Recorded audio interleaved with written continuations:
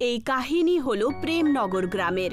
এমনিতে তো প্রেমনগর গ্রাম খুব ভালো ছিল আর মিষ্টি লোকেরা থাকতো, গ্রামে সব সময় শান্তি থাকতো।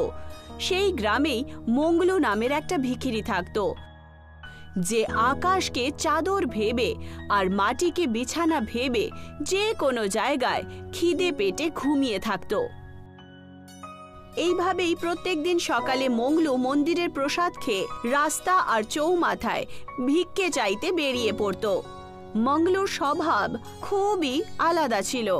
অন্যদের থেকে ভিক্ষে নিয়ে সে নিজের পেট ভরত না, বরং সেই পয়সাই নিজের সাথী ভিখিরিদেরকে বিতরণ করে দিত।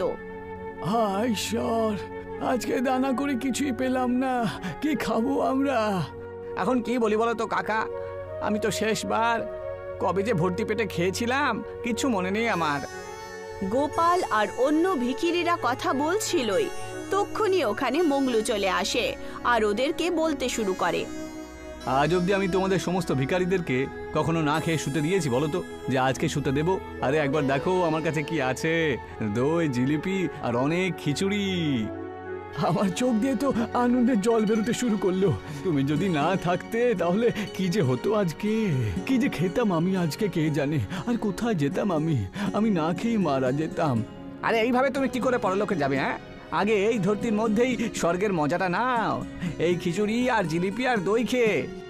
সমস্ত ভিখিরিরা মিলে মিশে খুব আনন্দ করে আর খুবই ভালোভাবে খিচুড়ি, দই আর জিলিপি খায়, আর সবাই আরাম করে ঘুমিয়ে পড়ে। যেইভাবেই সকাল হলো, গোপাল কাকা, রমেশ, আরে তোমরা সবাই কোথায় গেলে? কাকা, ও কাকা, রমেশ, আরে কোথায় গেলে তোমরা দুজন? আরে এখন আমি কাদের সাথে ভিক্ষা চাইবো? আরে ওরা দুজন চোর ছিল, ওদেরকে জেলে পুরে দেওয়া হয়েছে। সকালবেলাতে পুলিশ আসে এখানে আর ওদেরকে তুলে নিয়ে যায়, যখন তুমি গভীর ঘুমের মধ্যে ছিলে। এসব কি আজেবাজে কথা বলছেন? না, কি বলছেনটা কি আপনি? ওরা দুজন তো সৎ মানুষ ছিল, ওরা দুজন এমন করতে পারে না। মঙ্গলু ওদেরকে খুঁজতে খুঁজতে পুলিশ স্টেশন চলে যায় আর দেখতে পায় দুজনই পুলিশের জেলে রয়েছে। ওদেরকে দেখে মঙ্গলু বলে, সাহেব, আমাকে বলবেন ওদের দুজনকে কেন আপনি গ্রেপ্তার করে রেখেছেন? এত গলা তুলে তুমি আমার সাথে কথা বলছো কি করে? হ্যাঁ, আমরা ভিখারি বাবু, জগতে সবার কাছে আমরা ভিক্ষে চাইতে পারি ঠিকই, কিন্তু আমরা এতটাই অসৎ নয় যে আমরা চুরি করে নেব। বাহ, বেশ বড় বড় কথা বলতে পারো তো তুমি। ইন্সপেক্টর বাবু, যদি আপনি বলেন একেও ভেতরে পুরে দিই আমি। হ্যাঁ হ্যাঁ, পুরে দাও, কিন্তু আমার দোষটা কি? আমাকে ছেড়ে দিন, আমাকে ছেড়ে দিন। ওই হাবিলদাররা মঙ্গলুর একটা কথাও শুনল না আর তাকে জেলের ভেতরে পুরে দিল, সেই জেলেই যেখানে গোপাল আর রমেশ আগে থেকেই বন্দী ছিল। হায় ঈশ্বর, এসব কি হচ্ছেটা কি? আমি কিছুই বুঝতে পারছি না তো।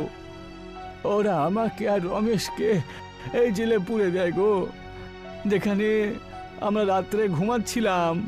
ওই জায়গাটাকে একটা বড় লোক নাকি কিনে নিয়েছে, শেঠ বিজরিমাল। কিন্তু এতে তোমাদের গ্রেপ্তার করার কি দরকার ছিল? আরে সেই দিন রাত্রে তুমি যখন আমাদেরকে জিলিপি খাইয়েছিলে না, তখন গিয়ে রমেশ মঙ্গলুকে সমস্ত কথা বলে। যাই বল ভাই, মাংলু কিন্তু খুব দানি, জানিস তো? হ্যাঁ, সকাল হয়েই ওর চোখ খুলবে, ততক্ষণ তো সে চোখ খুলবে না, আর নাকে সর্ষের তেল দিয়ে ঘুমায় মাংলু ভাই। ততক্ষণে ওখানে কিছু গুন্ডা চলে আসে আর বলতে শুরু করে, এই ভিখারিগুলোকে এখান থেকে তুলে নিয়ে গিয়ে কোনো জঙ্গল বা মরুভূমিতে ছেড়ে এসো তো। এই জমিটা আমাদের গ্রামের নেতার, বুঝলে? আর একজন শহরের ব্যবসা এসে এখানে একটা বিশাল বড় মল তৈরি করতে চলেছে। ওই ভিখারিগুলোদের কি যোগ্যতা আছে? হ্যাঁ, এক্ষুনি এখান থেকে ভাগাতে হবে। যখন মল তৈরি হবে তখন আমি ওই মলের মধ্যে আমার একটা দোকান খুলবো, আর এই বাজে কাজগুলো আমি বন্ধ করে দেব। হ্যাঁ হ্যাঁ, আগে এদেরকে তাড়াবে, চলো চলো তো। এদের ওপর চুরির অপবাদ দিয়ে তাড়িয়ে দাও, এদেরকে জেলের মধ্যে আমরা পুরে দেবো। হ্যাঁ সর্দার, এখানে যে কজন ভিখারি রয়েছে তার মধ্যে একজন মাংলু রয়েছে, মাংলুকে আমাদের ছেড়ে দেওয়া উচিত। ও খুব ভালো মানুষ, বাকি ভিখারিদেরকে হয় আমি জেলে পুরে দেব। হ্যাঁ হ্যাঁ, ঠিক আছে ঠিক আছে, তাড়াতাড়ি করো যা করবে। ওই গুন্ডারা মন্দির থেকে কিছু জিনিসপত্র চুরি করে ওই ভিখিরিদের কাছে রেখে দেয় আর পুলিশকে একটু ঘুষ খাইয়ে ওদেরকে জেলে পুরে দেয়। আচ্ছা, তাহলে এই ব্যাপার। সেদিন রাত্রে আমি যদি ঘুমিয়ে না থাকতাম তাহলে আজকে এই দিন দেখতে হতো না। সবকিছু আমারই দোষ। মংলু ওই ভিখিরিদের সাথে খুব জোরে জোরে কাঁদতে শুরু করে। কেঁদো না মাংলু ভাই, যাই হোক না কেন এইসব আমাদের কোনো পাপের ফল গো। যাই হোক না কেন এখন আমরা কি করে বাইরে যাবো এটা ভাবো না গো। এই জেলে শুধু একটা বাল্ব রয়েছে যেটা দিনের বেলাতেও জ্বলে, আর আমি এই সহ্য করতে পারি না। আমি এদেরকে ছাড়বো না, সব কিছু ভেঙে দেবো জেলের মধ্যে আমি।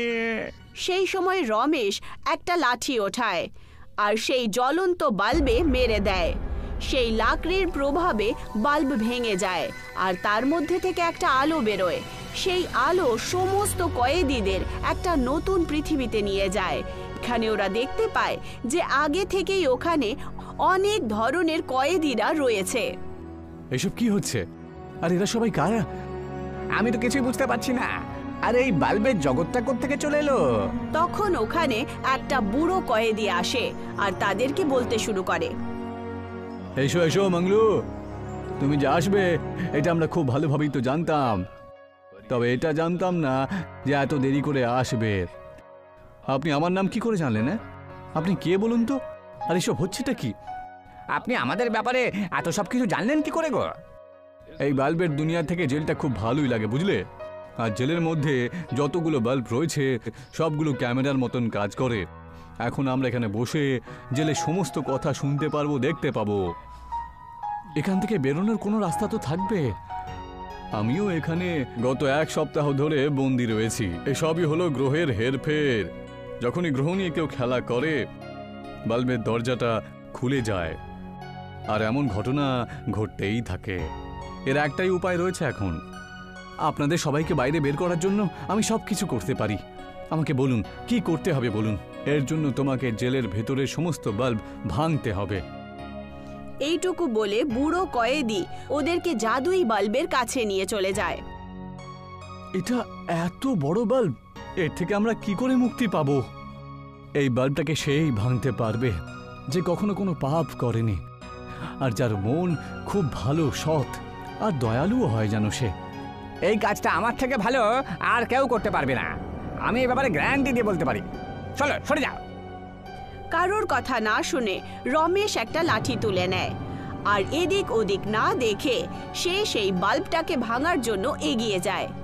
কিন্তু সেই জাদুই বাল্বের কারেন্ট এত তেজ ছিল যে রমেশের অবস্থা খারাপ হয়ে যায় আর সে জোরদার কারেন্ট খায়। ও গো বাবা গো, ওরে বাবা রে মরে গেলাম গো, ওরে কারেন্ট মারলো গো, ওরে আবার কি হলো গো?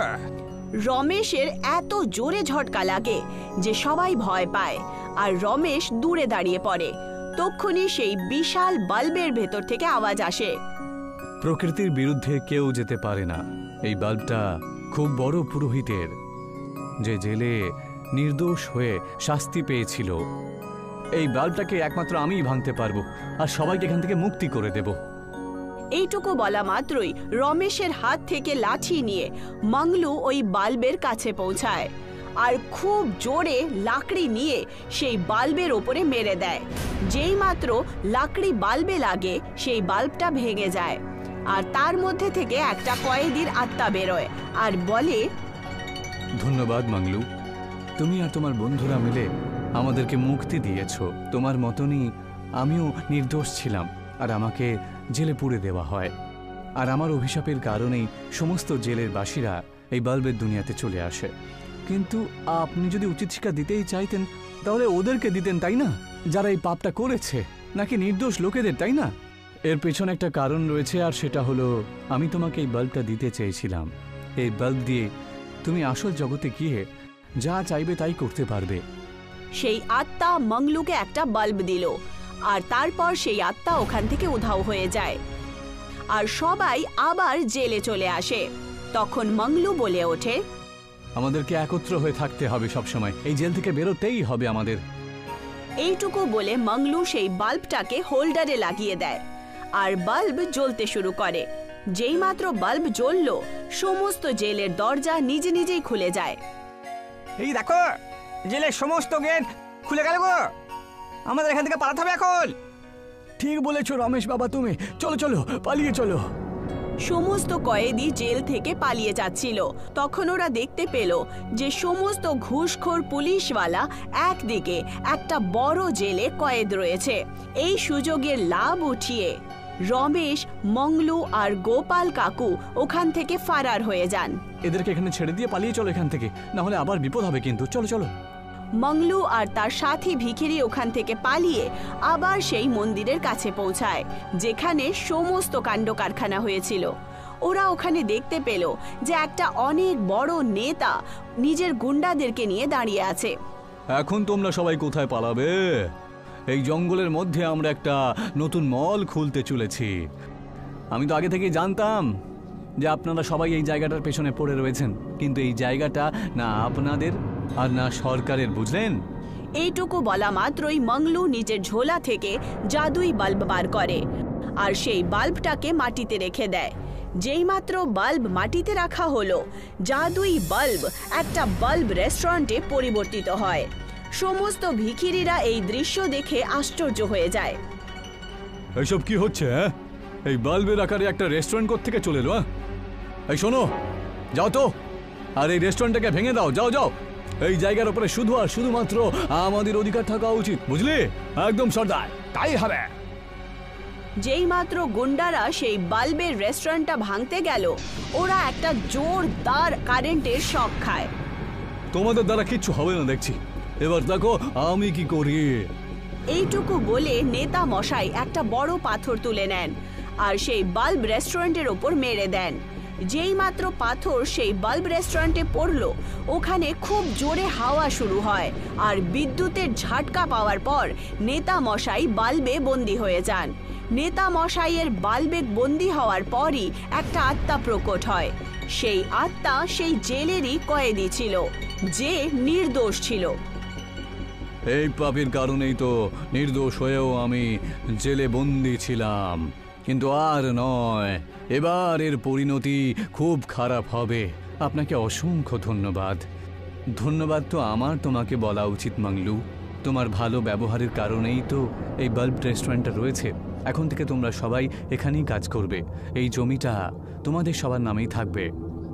এইটুকু বলে আত্মা উধাও হয়ে যায় আর সমস্ত ভিখিরি সেই বাল্ব রেস্টুরেন্টে পরিশ্রম করে কাজ করতে শুরু করে আর নিজের নিজের জীবন ভালো করে ব্যতীত করতে শুরু করে।